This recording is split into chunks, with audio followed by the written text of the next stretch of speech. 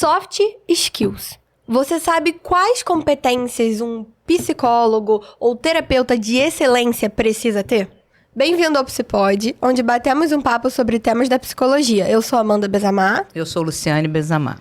E aí, hoje a gente vai iniciar mais um episódio com um assunto importantíssimo. Para quem não conhece a gente ainda, eu sou Amanda Bezamar, sou psicóloga, segunda geração, né? Psicóloga por conta da minha mãe, Luciane Bezamar.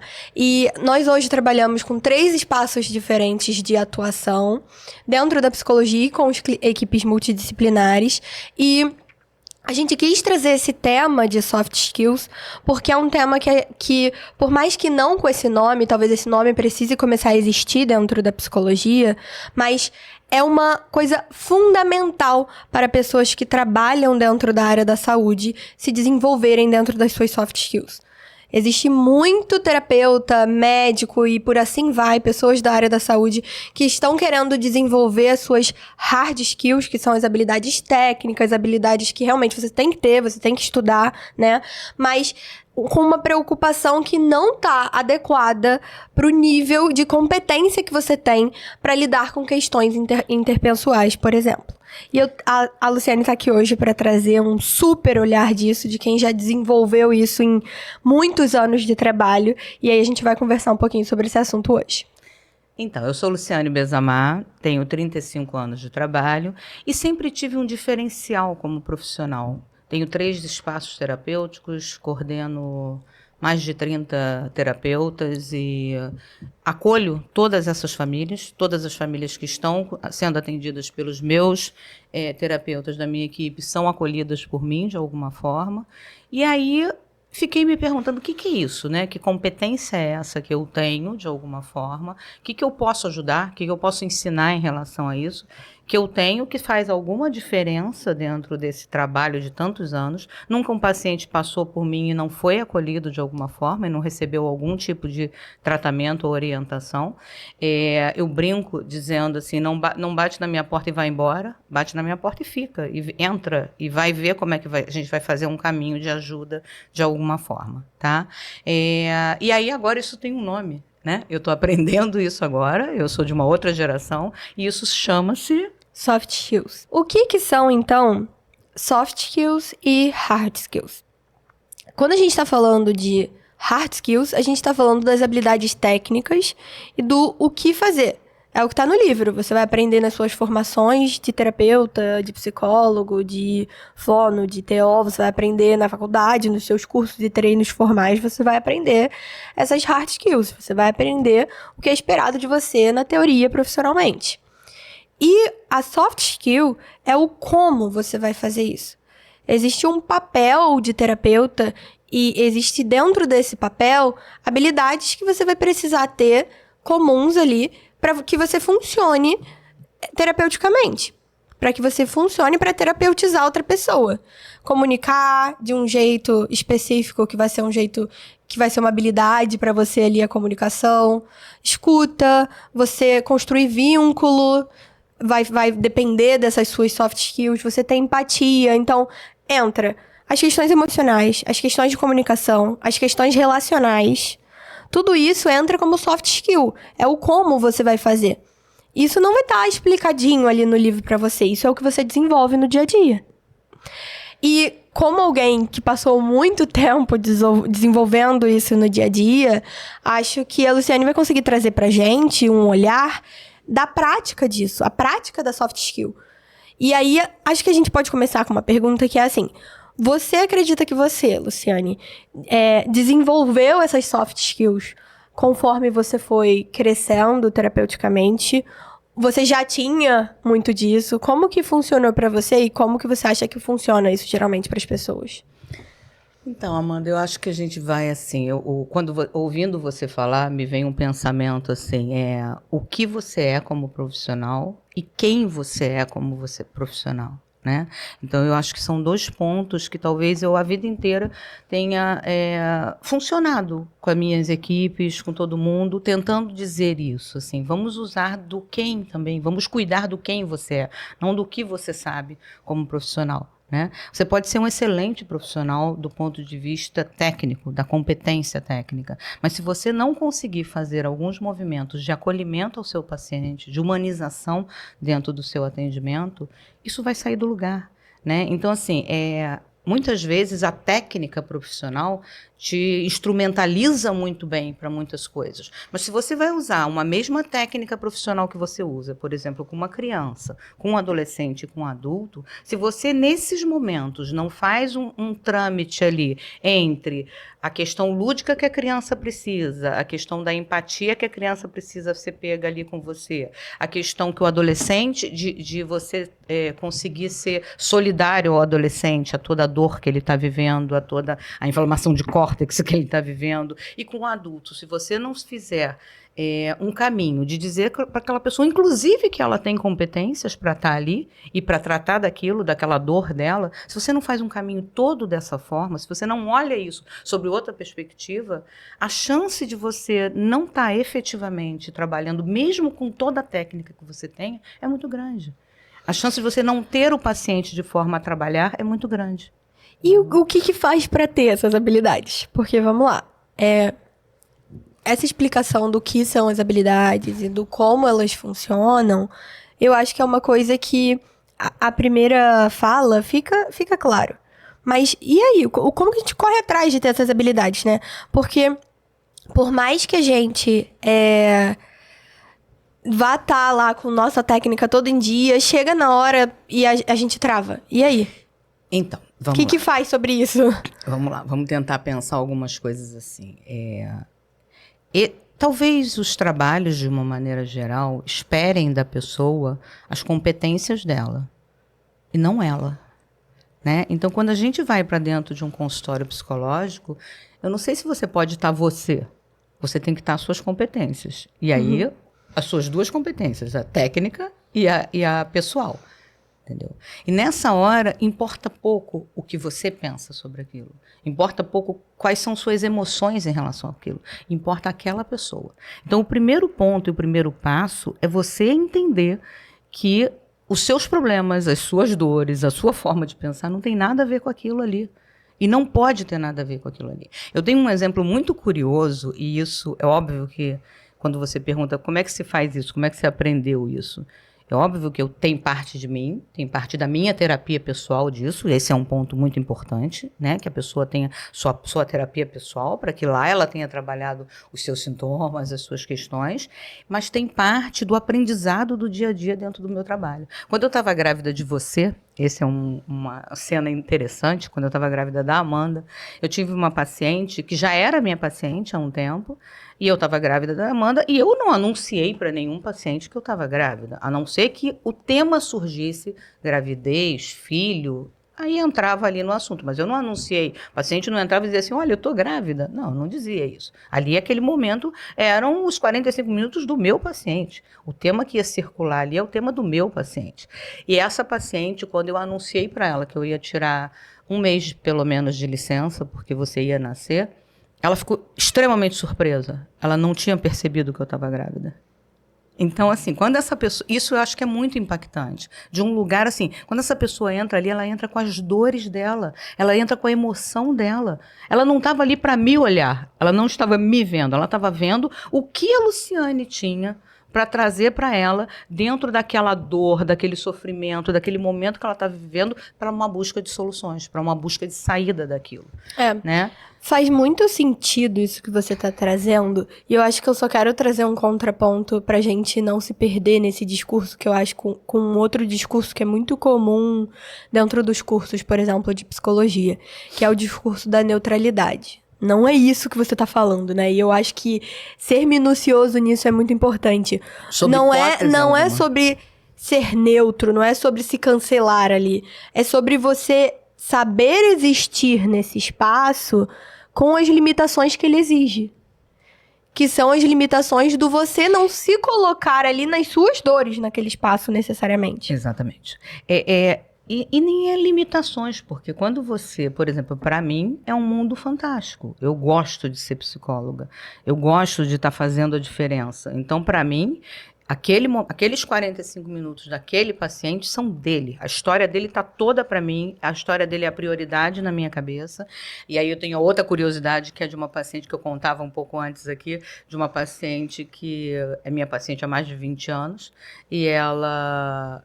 recente, eu toquei com ela num tema, e ela falou: Luciane, como você lembra disso? Como você sabe disso e lembra disso? E era um ponto muito significante para o momento que estava acontecendo agora na vida dela. E ela não lembrava mais. E isso para mim estava tão fácil, tão acessível, porque isso tinha a ver com a história dela, e a história dela era o elemento principal ali daquele momento da sessão. Né? Então, esse momento é um momento chave. Agora, isso está longe de se neutralizar. Vocês sabem, nós já falamos aqui, eu sou mãe de 5. E é claro que acontece, e já aconteceu muitas vezes, de no meio da sessão ter uma ligação de uma filha inesperada. E que ali agora, isso já aconteceu muitas vezes na geração celular, porque eu sou terapeuta desde a geração antes-celular também. Mas depois que aparece celular, e toca o celular a primeira, a segunda vez da sua filha, você pede licença, minha filha está ligando, vou precisar atender. E atendo e resolvo a situação com a minha filha. E termino. Nós temos uma fala dessa. Assim, eu recebi, isso é uma coisa que eu acho que eu posso contar aqui, eu recebi a notícia da morte da minha sogra em sessão. Eu estava em sessão atendendo uma paciente e eu recebi a notícia da morte da minha sogra, porque ela morava comigo na minha casa, com cuidadoras e funcionários, e foi durante o dia e estavam só as funcionárias e cuidadoras. E tiveram 6 ligações da minha casa durante o atendimento. Eu tive que atender, não tinha como não atender. E a minha funcionária, muito nervosa, do outro lado, dizendo que ela não estava respondendo, enfim. E eu fiz todo o trâmite da situação ali e precisei dar continuidade à terapia. Aquele momento, eu, Luciane, estava com uma dor, obviamente, da morte da minha sogra, sentindo muito, mas eu não ia poder resolver nada para além do que eu fiz de contato, que era meu marido já estava se encaminhando para lá, as pessoas estavam começando a ser assistidas, então eu tive que aguardar para viver o meu luto e concluir a sessão com a minha paciente.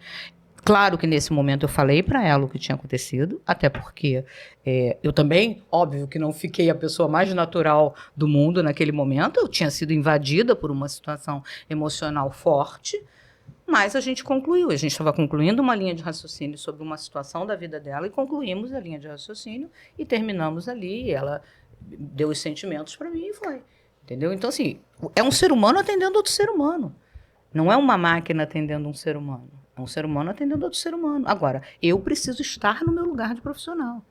Eu preciso estar na minha competência de profissional. E essa competência tem que ter uma competência emocional minha para isso. Não sei se vale a pena o que me vem quando você fala desse lugar, e quando a gente fala desse lugar, assim, de se colocar como a competência profissional, se colocar como essa skin quase, né? Para quem conhece aí de jogo o termo.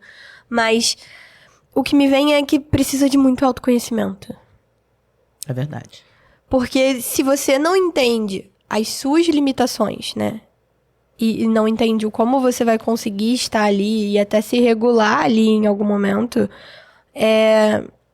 não vai ter essa maturidade, né? Não vai ter esse... Por isso a competência emocional, a competência social e a competência de comunicação. Porque é óbvio que eu não estou dizendo que todas as pessoas iam se referir, podia ser uma morte, se fosse uma morte surpresa da minha sogra, talvez eu não fosse agir dessa forma.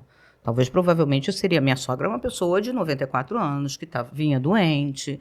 Então, assim, não era a morte surpresa. Mas uma morte surpresa, talvez que me impactasse de uma outra forma, talvez eu precisasse concluir a sessão de um outro jeito e dizer para a pessoa, olha, nesse momento a gente vai suspender essa sessão, eu vou marcar um horário extra para você, mas aconteceu uma situação na minha vida que eu preciso lidar com ela agora.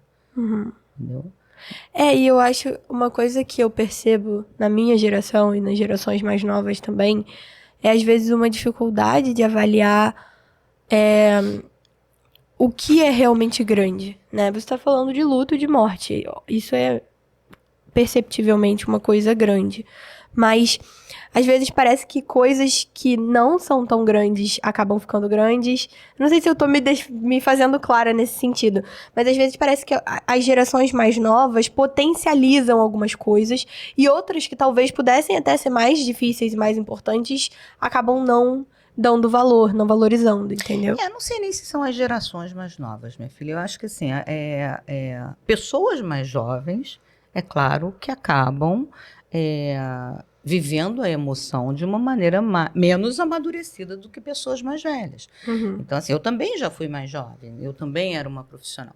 Mas sempre na minha cabeça esteve, esse horário é o horário principal dessa pessoa. Ela é a cena mais importante daqui. Não sou eu, seja quem fosse a pessoa. Aquele horário é o horário daquela pessoa. A cena importante é a dela. Eu posso estar vivendo coisas, e certamente estarei. A minha vida está vivendo momentos e certamente vai estar, mas aquela é... Eu sou uma profissional que, com muitos pacientes, eu troco coisas da minha vida. Tem muitos pacientes que entram na sessão e a sessão inicia dizendo: e aí, Luciane, como estão as meninas? E nós iniciamos a sessão dessa forma. E eu falo 3 minutos disso e entramos na situação da pessoa. Às vezes esse é o gancho. A história da minha vida, às vezes, é o gancho para as pessoas. As pessoas conhecem. Quem não conhece a história da minha vida é porque nunca trouxe esse tema à tona na terapia. Eu também não sento para eu vou te contar a história da minha vida. Não. Mas se isso vem à tona, se a pessoa me pergunta: você tem filhos? Eu respondo: tenho filhos, e respondo quantos filhos tem. Às vezes eu uso o meu exemplo com filhos para trazer a pessoa para se situar dentro da terapia. Não que eu queira usar o detalhe ou fazer modelo, não, mas eu estou para a pessoa se situar dentro de um contexto. Sim. Né? Quando uma pessoa chega para a terapia, gente, ela está trazendo a dor dela. Sobretudo um adolescente, um adulto que vai espontaneamente para uma terapia. Ela está trazendo a dor dela. E a dor dela precisa ser o ponto principal daquilo ali. A dor dela e a busca para o caminho da dor dela, de que vai acontecer com aquilo. Eu falava antes aqui da cena de uma pessoa que chega na terapia, por exemplo, tem uma relação com o filho e está sofrendo muito porque tem uma relação com o filho e o filho está começando a se rebelar. Às vezes você vai precisar mostrar para aquela pessoa que ela precisa daquela relação. Às vezes você não vai tirar dela aquilo. Você vai dizer para ela o quanto ela precisa daquilo e que caminhos ela vai ter que fazer para sustentar aquilo de um outro lugar. De um lugar, por exemplo, de mãe de adulto, que é diferente de um lugar de mãe de adolescente e de mãe de criança. Mas aquilo é ela. Isso me remete a uma supervisão que a gente teve, em que o que a gente comunicou para os terapeutas foi a ideia de que não necessariamente você vai saber a solução para tudo, mas você tem que ser a pessoa que vai estar passando para aquele paciente, que você sabe buscar essa solução. Uhum. Então, é não passar esse lugar de que, meu Deus, realmente não tem nada pra fazer sobre isso, sabe? Acho que é de uma forma bem escrachada esse lugar. Mas um lugar de que, ok, a gente não tem a resposta pra isso agora, mas o que a gente pode fazer pra procurar essa resposta? E o que é essa resposta? Uhum. Por que você precisa dessa resposta?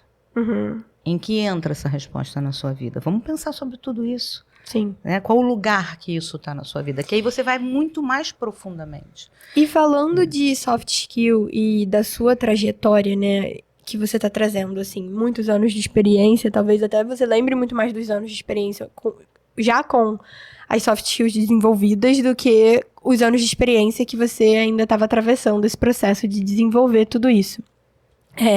Mas você trouxe também esse olhar, já fui mais nova, já foi mais difícil, né? Então, qual foi, você diria pra você, a soft skill, a habilidade que foi mais, a competência, né, profissional, que foi mais difícil e desafiadora de desenvolver, ou que talvez até ainda seja difícil e desafiadora até hoje? Dentro dessas, emocional, de comunicação e social? Relacional, Pergunta boa, hein? Pergunta difícil. Pergunta difícil. Trabalhar a minha terapia pessoal foi algo de muita importância. Porque a gente chamava na época, não sei se hoje chama assim ainda, de terapia didática. Né? Então, a gente fazia uma terapia didática. E era um pouco tratar do meu emocional, mas como alguém que quer estar além disso. Então, tinha um desejo. Né? Eu acho que muito circula pelo desejo. Qual o seu desejo? Qual o desejo? Que lugar que você quer estar? Eu tinha um desejo de ser uma profissional de excelência, de ser uma excelente profissional. Entendeu? E isso fazia toda a diferença. Então, concluir, não que eu não viva todas as dores da minha vida, eu vivo, né? E cada um tem suas dores na vida, né? Mas elas não importam dentro desse cenário. Né? Então, amadurecer isso talvez seja o passo mais difícil dentro desse contexto. Né? E também talvez aí seja o mais difícil. Acho que é esse o mais difícil. Que é você tramitar entre o que você aprende na teoria, né? Porque a nossa tendência é tentar nomear os sintomas dos pacientes. A hard skill, né? A hard skill, a tendência é essa. E você conseguir ter uma flexibilidade entre isso, porque uma vez nomeado, vamos dizer assim, você tem técnicas a serem seguidas de trabalho. E você pode flexibilizar, você não precisa ser só aquelas técnicas, você pode voltar e você não precisa acertar, né, nisso de vez. E muitas vezes, e por muitos anos, né, eu acho que hoje isso está ficando... O acesso a um DSM está diferente, as coisas estão de uma maneira diferente, né? Mas por muitos anos, você entende, nós entendemos como profissionais, que o meu caminho não dar nome ao seu transtorno, ou à sua dificuldade, ou isso. O meu caminho é fazer com você uma maneira de você lidar melhor com o que está fazendo sofrer o seu existir.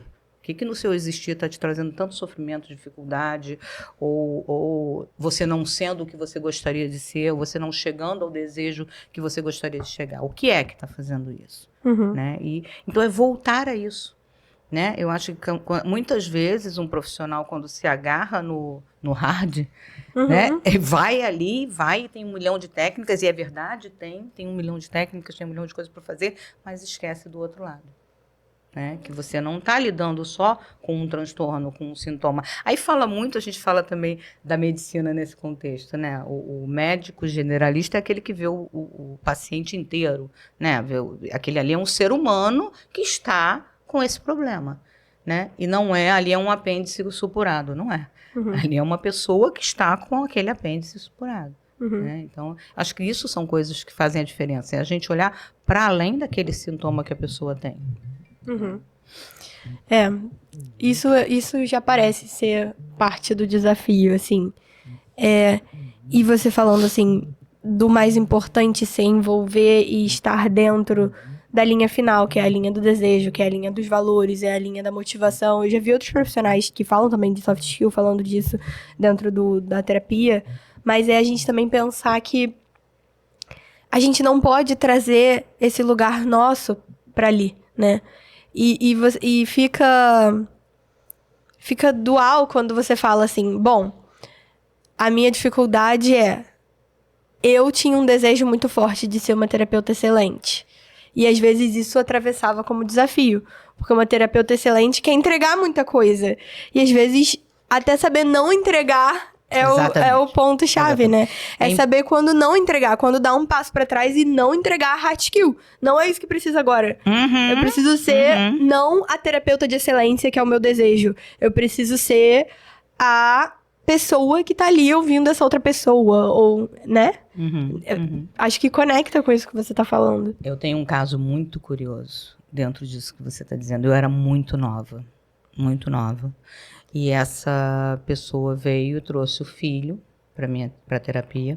Era uma criança com um pré-adolescente, uma criança com 11 anos, com muitas dificuldades, né? E veio. E ela era uma pessoa na vida com muitas carências, sem limites, né? Então, e ela comprava o meu horário, né, da terapia. Só que ela sempre atrasava para buscar o filho. Sempre. Né? E aí eu não tinha secretária, eu trabalhava sozinha. Né? E aí nesse dia ela atrasou, o outro paciente já estava, eu fechei a porta e disse para o filho, olha, sua mãe vai tocar, quando ela tocar você me avisa e eu venho abrir. Né? E fui para minha sala atender. Eu ouvi tocar, pedi licença, avisei ao paciente quando estava iniciando, a criança está aqui, e fui. E quando eu fui, ele se queixa para a mãe, você demorou muito, eu estava aqui esperando. Aí ela diz, você estava aqui sozinho na sala de espera esperando? Uma sala pequena, né? Ele diz sim. Aí ela me olha com uma cara de muita raiva e sai. Eu volto para o atendimento, não dá 3 minutos, começa a campainha, tocar. E aí ela entra e diz assim, você abandonou o meu filho na sala de espera. E eu falei, você pode entrar, você vai sentar aqui, você vai me aguardar e nós vamos conversar sobre isso. Fechei a porta, fui lá para dentro, terminar de atender o paciente. O paciente até me perguntou, Luciane, você quer ir atender lá? Não, de jeito nenhum, vamos concluir a sua sessão. Faltava lá 15 minutos, sei lá. Concluímos a sessão do paciente. E aí ela entrou só, deixamos a criança na sala de espera, ofereci algumas coisas, perguntei para ela, você quer conversar junto com ele ou sem ele? Porque eu ia ter outro abandono na sala de espera, né? Uhum. E aí ela disse, não, sem ele.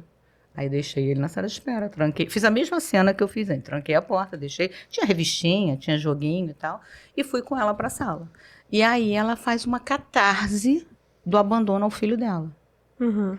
E aí ela começa a falar do que ela tinha abandonado esse filho. Uhum. Da dor dela na situação. Né? Uhum. E ali era um momento que eu entrei muito firme com o limite com ela. Muito firme. Eu não dei brecha para ela. Eu falei, você tem duas opções. Ou você vai me aguardar aqui na sala de espera, ou você vai embora e não precisa voltar aqui. Eu só posso ajudar quem quer ajuda. Né? E então, assim, às vezes, você precisa... E isso, obviamente, que eu nunca tinha treinado nada disso. Eu não sabia que isso ia acontecer na vida, né? Nem que isso acontecia. E ali eu entendi, essa época eu fazia supervisão direto, e aí levei tensa essa situação toda para minha supervisão, inclusive para saber se eu tinha errado, se eu tinha acertado, o que eu tinha feito nesse contexto, né? E a supervisora falou, ela estava falando da dor dela, ela estava querendo que você fosse responsável pela dor dela. Nossa, isso é uma coisa que eu vejo tantos terapeutas novos se perdendo, de entender que não é sobre você, na maioria, se não todos os casos, não é sobre você. É sobre o que o outro tá projetando ali de dor também. Sim, e isso foi muito claro, né? Isso ficou muito evidente, né? E o desenrolar disso, assim, ela tira o menino da terapia, só que 2 anos depois ela busca terapia para ela comigo. E aí fizemos um longo caminho de terapia dela. Uhum. E aí já num outro lugar, e ela era uma pessoa que ela tinha alguma circulação social comigo. Na verdade, a minha chefe, porque eu trabalhava numa escola especial nessa época, a minha chefe era uma conhecida dela. E uma vez nós nos encontramos num aniversário. E ela fazia cara de raiva para mim. Foi nesse período de transição que ela tirou o filho e até ela voltar. Uhum. Né? E eu, assim, para mim aquilo não podia me abalar. Né? A minha estrutura tinha que estar sólida dentro daquele contexto. Né? E é óbvio, gente, assim, isso é um ponto interessante. Assim.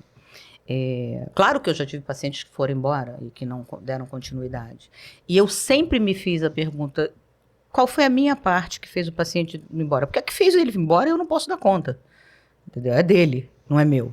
Agora, qual foi a minha parte que fez esse paciente ir embora? Houve algum envolvimento do meu lado que eu fiz esse paciente ir embora? Então, isso é um ponto importante da gente pensar, né? O que é meu e o que é do outro. E nessa hora, quando o paciente vai embora, eu pergunto, isso é meu?